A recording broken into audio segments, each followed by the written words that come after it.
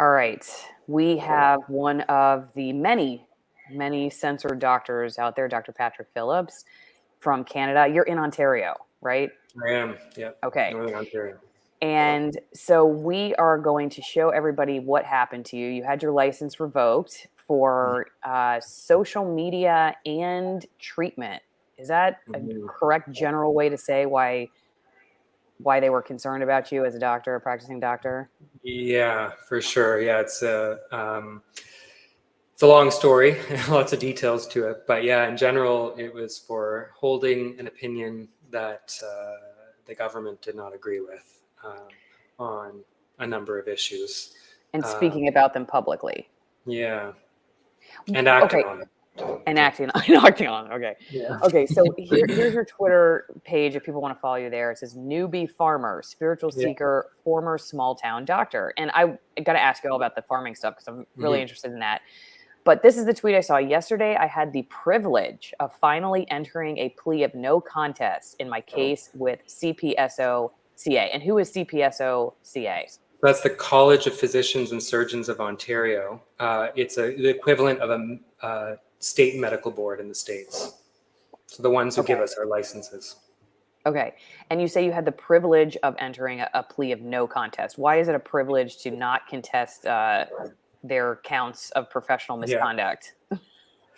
Yeah, so that's a good question. And that kind of comes to a long story a little bit, but because I think the fact is that I have contested it, right? I've been contesting it for many years. This all started back in 2021 when their investigations began. They took me to court to get a court order against me, um, censoring certain things that I say online and other things like that. Um, and on top of that, I've also been contesting it at the tribunal level, at the college level, right? At the tribunal that's seeking to take away my license. So we brought forward a lot of motions to dismiss, motions to suppress evidence on the basis that they're violating constitutional rights to freedom of speech, and to that they need to have probable cause, right? That I actually committed an offense because by their own admission, all of their guidelines that they say that I violated, this is in one of the rulings actually in our motion to dismiss. They admitted that their suggestion only and of no binding force or effect. Yet they did not dismiss the case because they said they have the right to declare anything they want to be unprofessional. And so it doesn't matter whether the rule that I broke is a binding or not. They're allowed to declare whatever they want unprofessional, regardless of the legal validity of it. And so it's something that's kind of that insane. They basically granted themselves unlimited power. But anyway, coming back to your question of why has it been a privilege? I think the answer is that the last few years have been a living hell, trying to fight them at every level that I fought them. Not only did we lose, but in the court declarations and other things, they actually gained in power, So as much as I was fighting, not just for myself, but to try to preserve some of those constitutional rights, they got eroded by me fighting them because the court sided with these tribunals. I And see. so, So you're yeah, saying basically by their by their ruling against you, you were I guess unintentionally setting precedent for them to mhm, get more power in the future when cases like this came before the court. yeah. Yeah, Wow. so some of that was backfiring. But yeah, I think Yeah. really why was it a privilege mostly was the fact that realizing that trying to fight them, of holding that grievance, right, that resentment against them of what they're doing to me, right, and really holding on to that and trying to fight for justice, which could last for years and years, right, through the appeal process and all of that. What I realized is that it was so much more important to me, and I think I could do more for the world by letting it go, forgiving, and kind of moving on to a better place, that I can go back to why I wanted to be a doctor, right, which is to heal people, to kind of contribute to people, help them through their suffering and things, right? What I realized, I can't do that when I'm in this horrible painful situation, you know what I mean? I actually gained a lot more power by just letting it go. That's so interesting. I want to ask you about that in a little bit because I do ask a lot of the people who come on this about forgiveness and moving forward and how to both still participate in accountability and justice, I guess, in the sense of not necessarily ignoring the problems of the system, but also not necessarily being controlled by it through your anger and attachment, through revenge or resentment, which I do think it cripples our ability to do the like make the progress or work for the change that we're looking for. I think it kind of keeps us stuck in the past. But I mean, I've had some people on here who have had some really painful stories, not just losing jobs, but losing loved ones, children, because of the last couple of years of lies, frankly, about or treatments or vaccines or whatever. And so yeah, it's a tough question, and I'm curious to ask you more about that. So hold on to that for a second. Let me just go back to your tweet here. So it says, as a result, I was convicted of multiple counts of professional misconduct, declared incompetent, and my medical license was revoked. The tribunal ordered that Dr. Phillips attend before the panel to be reprimanded. The registrar revoked the member's certificate of registration effective immediately, and Dr. Phillips paid the college costs in the amount of $6,000 by July 6, 2023. Now, you're a young guy. You're only 33, right? And you just got into medicine. I am just curious. Can you tell me how long you had been practicing before this all happened, and now what do you think about having decided to be a doctor? Yeah, so I finished my family medicine residency in 2018. So by the time all this started, I was about 2 to maybe 3 years in when I made that decision to speak out, knowing what was on the line. Yeah, I mean, it's a good question. I think we all have our path. I mean, looking back, in some sense, on one level, would I become a doctor again? I don't know. It was a very long and arduous process, right? But what I've started to realize is kind of some of these lessons that I've learned through the suffering, through the insanity of the last 3 years, and then being able to kind of grow spiritually. I say I would go back and do it again because of how profound some of those lessons were. But yeah, on the human level, yeah, I probably wouldn't go to med school for medical or university training for 10 years and then for a 3-year career. Like, it's kind of insane on that level. So you kind of have to see it from the other level for it to be worth it. But yeah, it wasn't in my human interests, right? Of like, I mean, I have $235,000 of debt that I have no way to pay off, right? So I'm kind of going through the bankruptcy process and all that now. But some things, like, I did what I had to do. It kind of came out of me. Like, I couldn't go along with what was happening and just stand by silently. Like, it just was eating me away. And so I did what I felt was right. Oh, I lost... Oh, you're on mute. I muted myself. Sorry, because I got kids running around. I do that every once in a while, and then I forget I'm on mute. I know that that sense. I've talked to a lot of people who have said kind of the same thing. I personally, I've talked to a lot on this podcast about. Well, it was my podcast that got me in my situation. That I mean, I'm living in Florida now because we could move from Washington State because I got fired from my job in Washington over my podcast because I was interviewing people like you.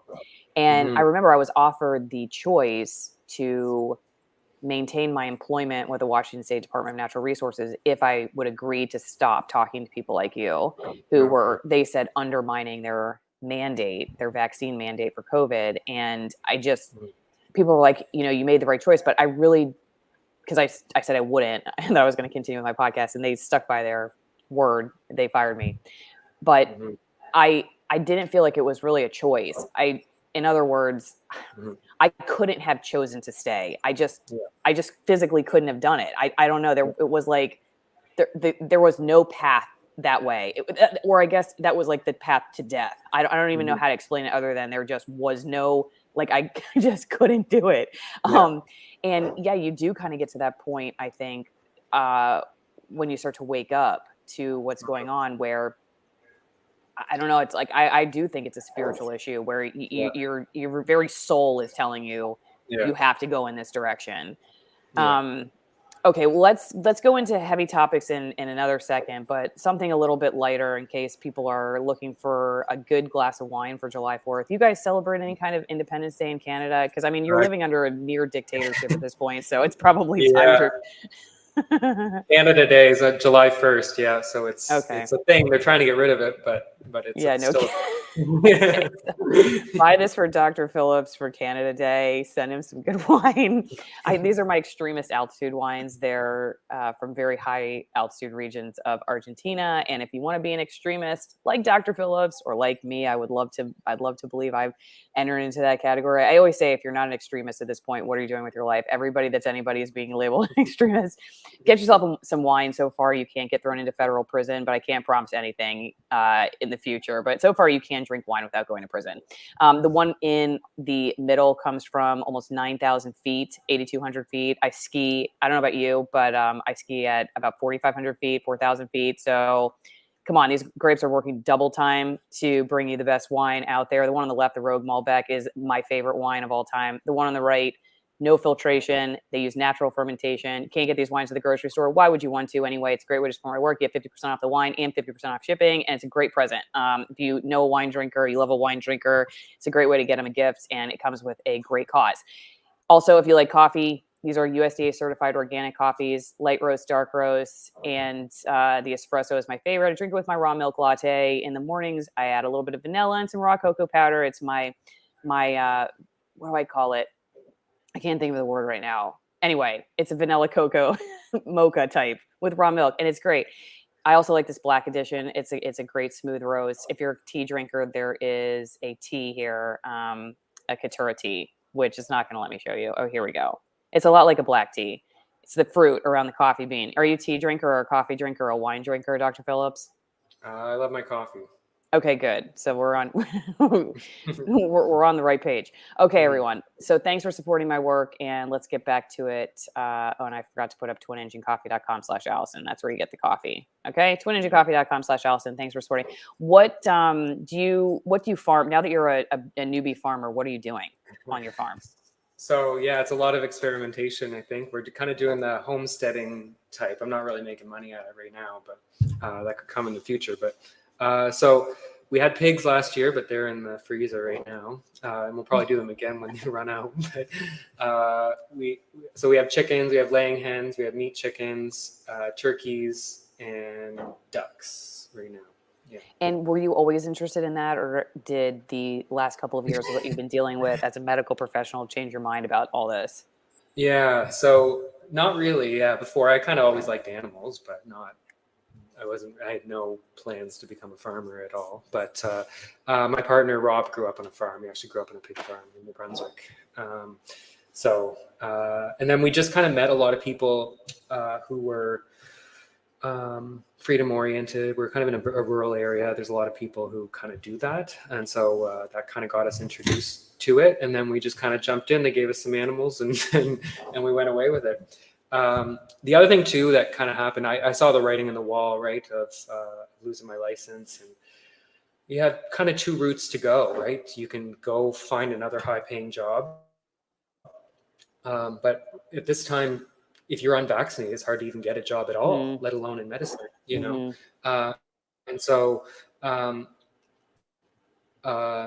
so what we decided instead was to take the route of downsizing, right, of reducing our expenses, so that we kind of need less money to be able to live. And it's actually a really fulfilling way to live, actually, when you know the chickens who make your eggs, right, and you treat your animals well, give them a good life and a quick death, and it's kind of satisfying to kind of have that connection with your food. I think it's a healthy way to live. So yeah, that's kind of what got us into it.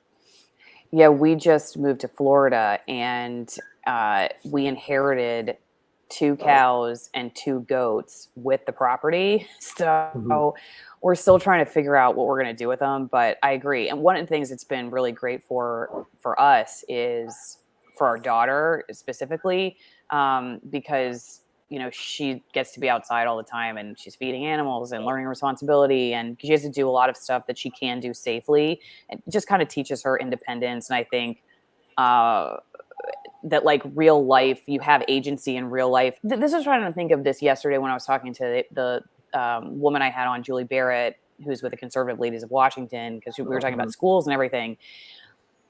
I've realized that when you get sucked into this idea that everything is happening on these social media platforms or in the online world or whatever you're watching on the news, it feels like you have very little agency or very little power over change. And I think it's a kind of a depressing place to be. But when you get out of that and you start doing what you're doing, for instance, where you're just starting to get more involved in supplying for your basic needs, food, water, shelter, it takes a lot of time, first off, so you have less time to get engaged in these online battles that don't even really exist. I mean, they sort of do, but they're really not, I don't think they're as real in any shape as like what I see outside my window. In other words, like I also don't even know how to know for sure what is actually true unless I see it out my window. And I think that's one of the most interesting things about homesteading or about, working in that direction, is that it's so easy to get paranoid and get sucked down rabbit holes on the internet, or just arguing with people constantly who may or may not even be real. They could be bots. Where at the end of the day, like if you sit back, there's very little of that you could confirm to be true or false. Like I might have a feeling that this is true, but I couldn't really tell you for sure. But if I look out my window, I can tell you where, or if I go visit a farm where, like yesterday, we got our goat's milk, I can tell you what it looked like. I can tell you where it came from. I can tell you where the goats are. Like, I know for sure what this is that I'm giving my kids. Right. And there is something very empowering about that, and freeing, I think, just very freeing. Because you realize like action, reaction, and there's consequence to your behavior, both good and bad. And you regain something very foundational about what I think it means to be a human being, which we lose, I think, when we get sucked into these information wars online, which I think is maybe part of the reason why they exist. I don't know. So I totally understand what you're saying. I wanted to go real fast to my locals page just to give everybody a shout out that's a supporter over on Locals. Thanks, AllisonMoore.locals.com. $5 a month to go one-on-one with some of the most censored people on the internet, and you get to put questions in ahead of time for interviews. So let me throw one at you before we get into the specific nitty-gritty about what it was that got you in some hot water with the government, which is crazy. Foxter 55 is like, wow, that's crazy. It is crazy that they didn't like what you were thinking and putting out on social media, so you lost your medical license. But Ann Walter, my heart goes out to Dr. Phillips and all doctors practicing actual medicine and not simply obeying orders. They're heroes, though they usually end up being unemployed heroes. Whether the topic is COVID-19, climate change, FBI, U.S. southern border elections, I've learned not to trust what governments, medical associations, and the mainstream media have to say. Now, there's not really a question here, but I want to throw a question your way related to that.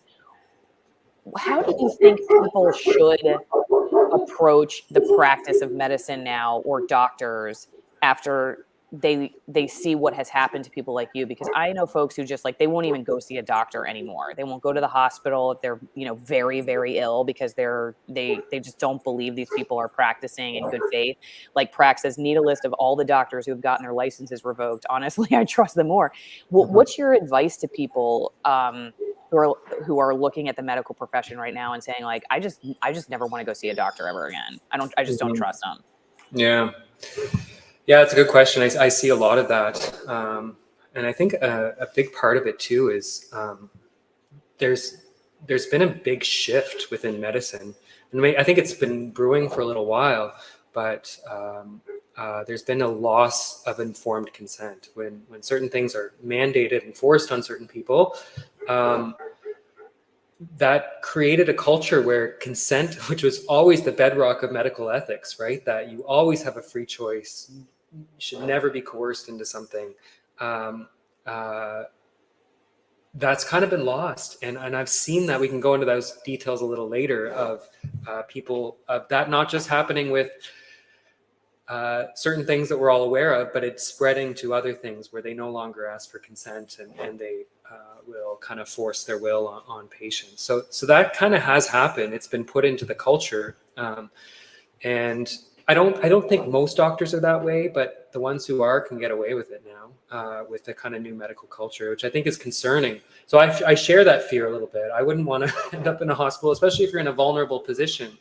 It's so important to have friends and family who can advocate for you and kind of who are able to ask questions, because to a certain extent, the healthcare system is this machine, right? And this machine has an agenda, and you're kind of churned through it through an algorithm of treatment modalities or whatever to go through the process. And it's less personal. There's less consent about what your values are in that system. So I wouldn't say it's all bad, but I would say the culture is moving away from valuing the person and their values over what the algorithm says that you're supposed to be treated with. So I wouldn't say never go in there, but I share that concern about the medical culture that is just following orders, right? Rather than thinking critically and putting your values first. To a certain extent, if your doctor does that, they might lose their license, right? So that kind of is, it's an issue, and you kind of need to pick your battles. Because I've seen some people that will, to a certain extent, it might be rational to not go to your doctor if you don't trust them and you don't trust what they have to say. On the other end of the spectrum, I've seen people who have chosen to die, right, rather than risk going to the hospital or risk getting possibly contaminated blood, right, as an example, right? But if you're dying, it might be worth it, So I don't know. It's a good question. I can tell a few stories of some things later. Okay. It's a difficult situation. There's good doctors still out there, right? There's a lot who are quietly, they're not speaking up, right? They've retained their licenses and they still respect people's will. So I'm not, you don't want to discount the entire profession, but more and more, if you question the algorithm, right, of the treatment algorithm that's been published, you might be done. So and it seems like, I mean, it's pretty bad in the United States, but it does seem a little bit worse in Canada, the whole social media thing. Though I have had a doctor, I had a Maine state doctor on who had her license revoked in part because of her social media posts. So it does happen in the United States. Yeah. Okay, last question before we continue on the other platforms and kindly say goodbye to the YouTube audience so we can enjoy the other platforms. Not because we're trying to evade censorship, just because we like it better over there. Divina Duckworth, let it go like Frozen. I don't believe in revenge, but we cannot offer amnesty to those who abuse their power. Let's talk about forgiveness before we go. So I get that a lot, because like, for instance, there was an article that was written about like, we need amnesty now after all of us got all this wrong. Like there were actually some people who have changed their minds about the narrative over the last few years. And they're like, we should just give amnesty. And a lot of the people who are on the side of, I lost my job, injury, whatever it may be, consequences of being coerced into making decisions or having decisions made for them that have changed their lives forever, feel like that's the idea of just like moving on is like forgetting that anything happened and that that we can't do that. So can you define what forgiveness means in this situation and what you would like to see moving forward? Yeah, forgiveness is it's a tough one, right? Because there's different kind of definitions of forgiveness, and it's, in my opinion, it's a really profound process that really transforms the way that we see ourselves. The primary process of forgiveness is of changing your perspective on your own self and your own identity, rather than kind of ignoring and pretending that these awful things didn't happen. So if you look at kind of what forgiveness is not, it's not just pretending, say somebody murdered my sister or whatever, right? It's not pretending they didn't do that or pretending like it didn't matter. That's almost a form of denial, right? You actually have to go into those feelings of that hurt, that pain, that feeling of powerlessness, and even that anger and rage. You can have murderous rage against that person. And I have had that. The people who took away my license, if you asked me a few months ago, I would not have been in the same place that I am now. Like, I hated their guts. I wanted to see them rot in jail. I wanted that. And I wanted that kind of revenge. And I think that is an important part of forgiveness, is you need to be able to acknowledge that, feel it, and allow that feeling to kind of eventually move through you to the point that you can start to see through it. What I realized, and it's more on a spiritual level, right? That when you hold on to those feelings or you act on them in any way, of trying to get justice, of trying to win, even for other people, because you're actually making yourself into a victim. You're making yourself into somebody who is vulnerable to these governments and entities and things like that. And even if you're doing it for other people, you're also making them into victims of these people who can be harmed by governments. And if you see ourselves as merely human beings who are born and we die, and like we can be jailed or whatever and lose our medical license and our careers are ruined, if that's all you see yourself as, then you can't forgive from that place. It's not possible, because you can be harmed, right? And then you want to get justice to protect yourself from being harmed and protect others from being harmed. I'd say it can only come from a place where you realize you're more of a spiritual being, your consciousness, right? Your awareness itself. And we're kind of having a dream of being humans. So kind of when you realize that all of this is a dream, which you might not agree with or whatever, but I've kind of come to that understanding myself.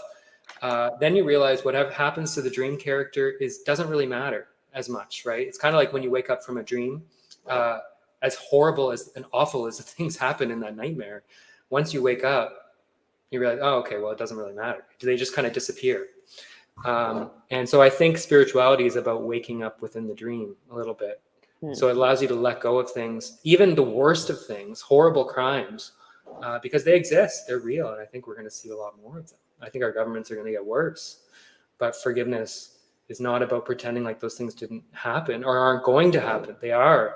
But you have to see that we're more than that.